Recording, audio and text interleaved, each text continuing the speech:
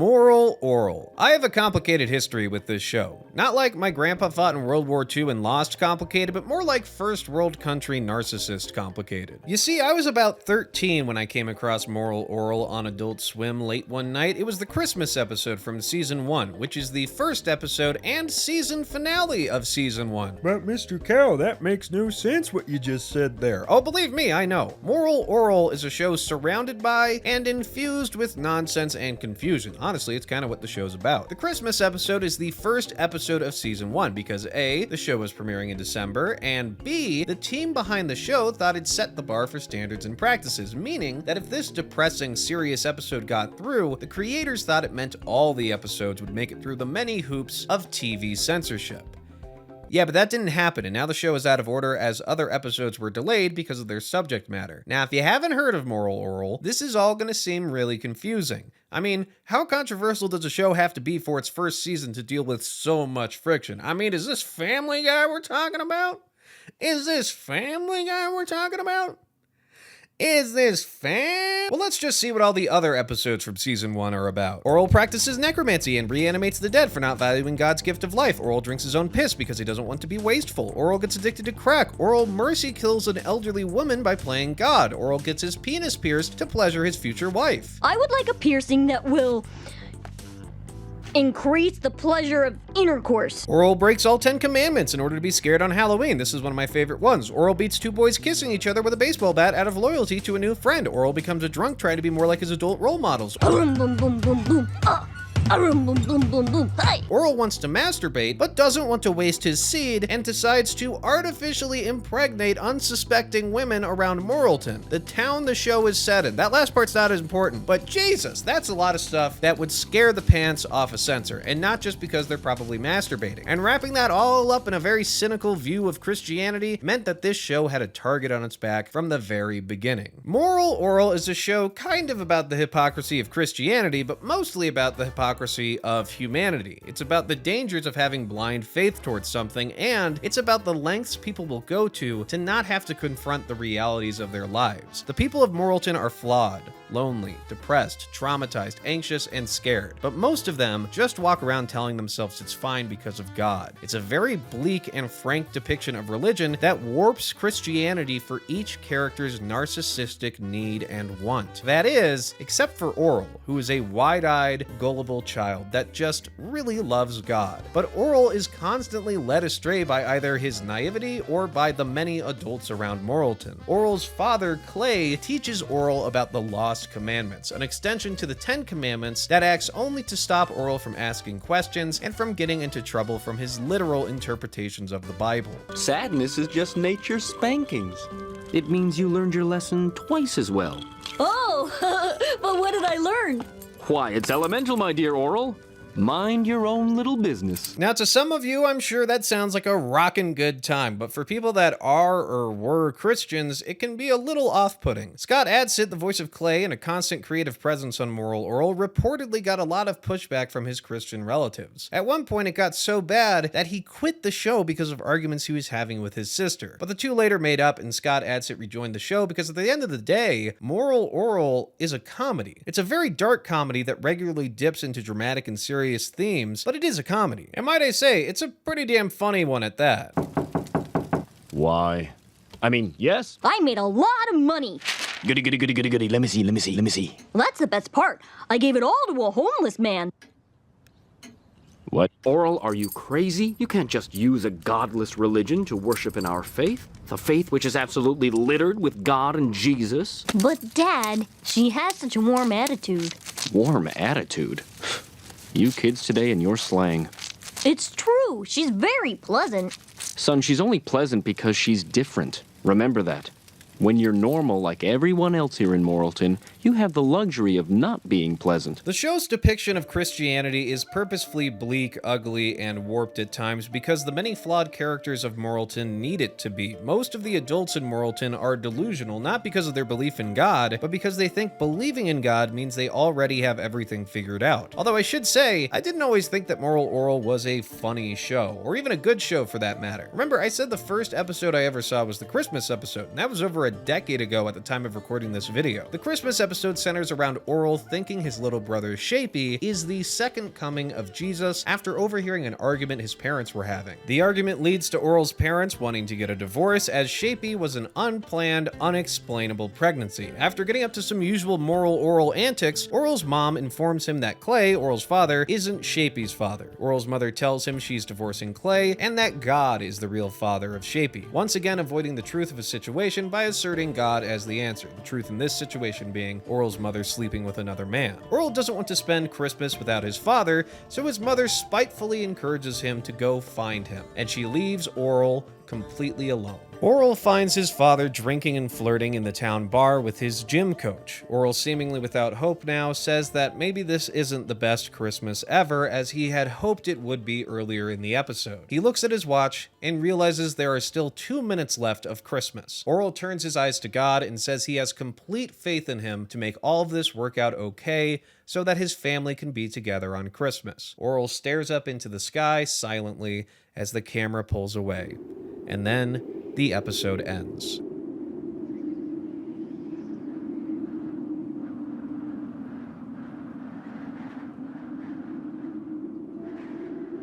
I remember watching this episode when I was 13 and feeling completely alone and empty by the end of it.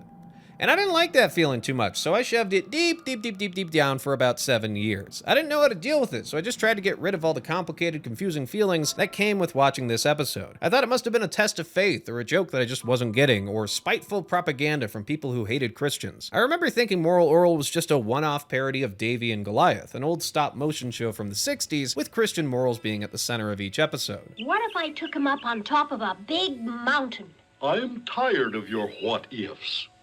You be quiet. I'll tie him up with ropes. Then I'll push him off. And also, it was a strong inspiration for the show's look, though that's about as far as the comparisons go, frankly. And yes, I did actually watch Davy and Goliath as a kid. I attribute that and Wallace and Gromit to my love of stop-motion animation, and in turn, animation on the whole. But my love of stop-motion animation wasn't enough to get me to try Moral Orel when I was 13. This Adult Swim dark comedy was just too scary for me at the time. But now, after watching the entirety of Moral Orel over the last month with a bit more emotional maturity, I think it's one of my favorite adult animated shows of all time. Between all the darkness and dourness in Moral Orel, especially in the 3rd season, there's a strange sense of warmth. It's not like my teacher, or my mom, or my librarian, warm?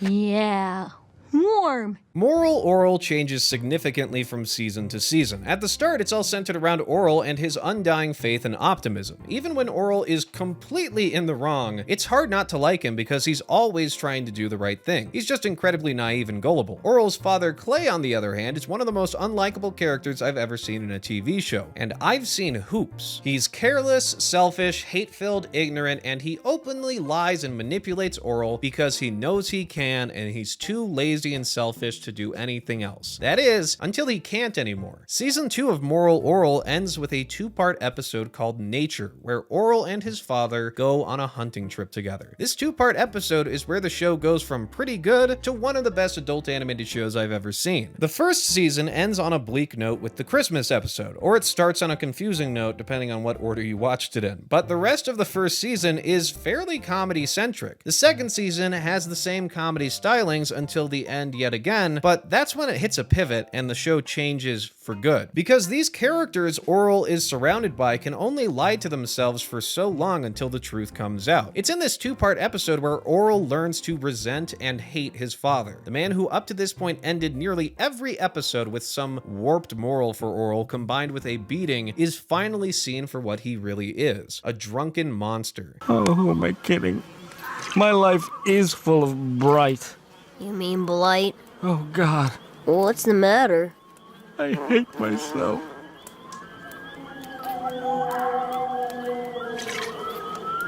Why do you quit working on me? I hate you. Hate away, sister. Hate away. This is the beginning of the end for the Orel that we know at the start of the series. But that doesn't mean moral Orel doesn't have more to say. Orel's arc is almost complete. He's gone from idolizing his father and taking his guidance to resenting him. But the rest of Morelton still has plenty of stories to tell. But we only get to see some of these stories because Adult Swim did moral Orel incredibly dirty with its third season. The Adult Swim executives loved the seriousness of the two-part nature episode and encouraged the team behind moral Orel to go darker and more serious for the third season. Originally, 5 seasons were planned according to the show's creator Dino Stamatopoulos, but after Adult Swim saw an early version of the episode alone, they decided that they didn't want what they asked for and cut the show off early. So early that only 13 of the 20 scripts made for season 3 were actually produced. Man, even when executives make the right decision for a show, they still find a way to fuck it up. The episode in question alone followed 3 lonely women around Morelton, with the main cast taking a back seat. The episode was seen as too depressing because of the discussion of rape. Yeah.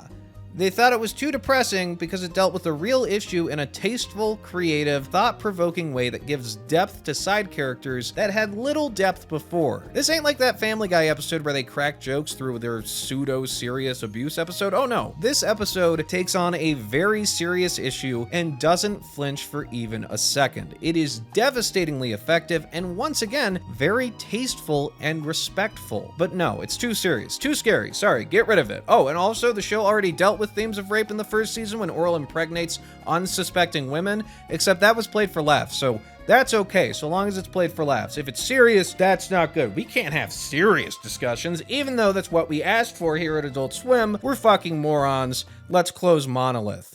That was Warner Brothers. I'm still upset about that. That was one of my favorite game studios. God damn it. Anyways, Warner Brothers is a really stupid fucking company. But anyways, the final season of Moral Orel spends a lot of time fleshing out the events surrounding, preceding, and directly after the 2-part nature episode. It makes for a final season that feels focused and conclusive, even though there was a lot more planned for the show initially. The fact the show feels complete despite the fact that it literally isn't, speaks to the efficiency of Moral Orel's storytelling. I think it comes from the frankness of the show's discussion of religion, and with their characters being so obviously cynical and narcissistic, characters frequently brush off problems or pretend to solve their issues with the cure-all of God, and because of this, all they really need to do to start to have a satisfying change in terms of storytelling is face reality. To the people in Morelton, God isn't so much a solution to their problems as he is an escape from them. It's only when characters stop running away from reality that they really start to change for the better. But it's not just God that the citizens of Morelton use to escape their problems. They use things like sex and alcohol as well to avoid the harshness of everyday life. God is not the source of the problems in Moral Orel. The people are the source of their problems, and they're trying to use God to escape from them instead of actually solving them themselves. Moral Orel can be incredibly depressing and hilariously funny in the same way as a show like BoJack Horseman, which is about as high of praise as I can give to a dark comedy. You go into Moral Orel expecting the focus to stay on Orel, someone who is easy to like and laugh at because of his optimism and gullibility. But as the show progresses, we get to see more characters with unique flaws, problems, motivations, and coping mechanisms. What started off as a goofy, dark, cynical comedy series transforms into a genuine drama with comedy smartly sprinkled in. The most surprising thing to me after watching Moral Orel for the first time was how much loneliness and companionship played a role in not just the stories, but in the themes of the world on the whole. The same lonely feeling that scared me off from the show when I was 13 became one of the most intriguing parts of the show for me. The supposed controversial episode that killed the series is literally called Alone, and there is no better depiction in the world of adult animation than Moral Orel when it comes to tackling not just issues tied to or infused with loneliness, but the overall feeling of loneliness. There is so much to love about Moral Orel. On top of great stories and characters, there's incredible animation that gets better with each season. The framing of shots is impeccable during dramatic scenes, and the camera moves in ways that, frankly, I didn't think was possible at certain parts in the show. It's really impressive. It is a feat of stop-motion animation that only gets better the more you look at it. But this show doesn't just have visuals on its side. It has incredible voice acting across the board. There is not a single voice actor in Moral Orel who I thought plot felt off in any way. And that's saying a lot because they're asked to do a lot. When the show calls for comedy, they nail it. When it calls for drama, they nail it. And when it calls for subtlety, they do a really great job too. But I would not describe Morel Orel as a subtle show. It says what it says very frankly, but occasionally there are subtle moments and the voice actors nail it there too. And then there's the music, which just elevates everything up a couple more notches. You know when Futurama busts out a song like in that episode with Bender and Hermes? Imagine that for an entire show's run, especially in the third season. They really lean into these wistful, somber songs that set the mood perfectly. The music had such an impact on me that I wound up binging a bunch of songs by the Mountain Goats, a band whose music is used occasionally in Morel Orel and is pretty damn good, might I say. Honestly, there isn't much more you could ask for in a TV show. It's just so fantastic. Now, I've thrown around the word cynical a few times in this video, and I think it fits for the vibe of Morel Orel's world. So many characters in Morelton put themselves above everything and everyone around them. But Morel Orel is not a cynical show. It's a very hopeful and optimistic show. Despite all the ugliness in the world of Morel Orel, there's still a chance for characters to do the right thing and be happy. They just have to take action and be honest about the reality of their given situations. Morel Orel isn't a show that ends by saying, "You should be atheist because being Christian is stupid." It's a show with a message of hope. It's a message that says no matter how bad your situation is, there's still a chance you can deal with it and be happy. What was in the tomb when Mary Magdalene and company checked it out? Well, here's the answer. Nothing. Nothing was in the tomb. Now, usually nothing is a downer. One big goose egg. Well, this time the goose laid a golden egg, people. Nothing meant hope for everyone. So the next time you look and see nothing, have a little hope, will ya? For me. Amen. So many characters in Morel Orel just want to love or be loved. They want companionship. They want to not feel so alone. Orel doesn't lose his faith in God because of what he went through. Instead, he learns to chase after what makes him happy. In the Christmas episode, all Orel wants is for his family to be together on Christmas. But thanks to all the lies his parents and others have told him, they just can't be together. Orel learns to move on. He learns to be honest. He learns to go after what makes him happy. In season 2, Orel falls in love with a girl who moves in next door to him, but her family uses a different version of the Lord's Prayer, which immediately turns Orel's parents against her and her parents. Orel doesn't see the problem, but at this point in the story, he decides to listen to his father. The ending of Morel Orel takes a quick time jump forward, where we see he's decided to go after the woman he loves, and he starts a loving family. And this time, Orel isn't left alone waiting for God to make something happen. He's celebrating Christmas happily with his family. Now let me pull back the curtain here for a second, because this is a very long scripted video that I've written here, and I just read through my conclusion, and I don't like it very much. I don't really know what I'm trying to say with it. So I'm gonna ramble a bit for you guys to end this one out, because Morel Orel is a show that means a lot to me. Emotionally and thematically, it is just a show that connects with me the same way that something like Home Movies or The Venture Brothers or BoJack Horseman or The Boondocks connects with me. It's just very real. It's very grounded. I feel like I can feel the creators through their art. And that's what makes a fantastic adult animated show, and frankly, a fantastic show in general, when you can feel the creator's vision while watching it. That's what I want out of a show, and ideally too, it would inspire you to take action in some way. It would inspire you to do something. It would inspire you to think, and Morel Orel does do that for me. And going back to it after all these years really was an interesting experience, and I'm honestly kicking myself a little bit now for not trying it sooner. So please, go try Morel Orel if you haven't already. I spoiled some stuff here, but this is very much a show that's about the journey. I didn't spoil everything. I didn't spoil all the jokes. You'll still be laughing and having a good time, but it really is worth going through yourself. Most of it is available for free on YouTube, so please go watch it and give it a chance. And if you find yourself getting that same lonely feeling I got when I first saw Morel Orel, don't run away from it. Face the loneliness and deal with it. Believe me, you won't regret it. As for me, well, I'm off to find an episode of Family Guy or something to talk about, because this video was a little bit more sad and emotional than I was expecting it to be, so I'll be talking about top 10 fart moments in Family Guy or something next time. Goodbye, everybody.